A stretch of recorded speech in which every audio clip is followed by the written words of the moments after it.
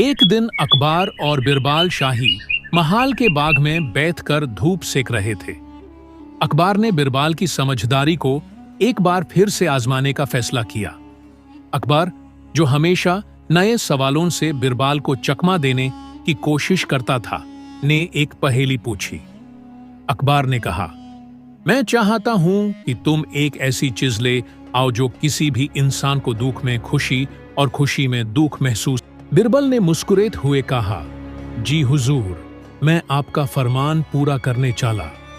और फिर बिरबाल निकाल पड़ा शहर में उस चीज की तलाश में जो अकबर की पहेली का उत्तर हो सकती थी। कुछ दिन बाद एक शाम जब सूरज ढल रहा था और महल पर सूरज की आखिरी रोशनी चमक रही थी, बिरबाल अकबर के सामने वापस आया। उसके हाथ में एक छोटी सी चांदी की अंगूठी थी। अकबर ने हैरान होते हुए कहा, यह क्या है बिरबाल?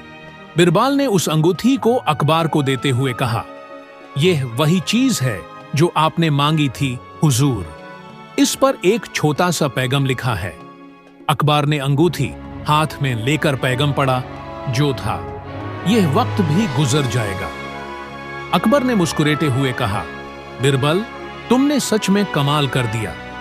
ये बात सच है कि जब हम खुशी में होते हैं तो यह याद दिलाता है कि सुख का समय हमेशा के लिए नहीं है, और जब हम दुख में होते हैं तो यह याद दिलाता है कि दुख भी हमेशा नहीं रहेंगे।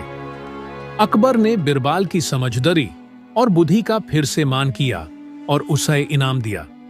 बिरबाल की एक छोटी सी अंगूठी ने एक गहरा सबक दे दिया। किसी भी परिस्थिति में संतुलन बनाए रखना सबसे बड़ी समझदारी है।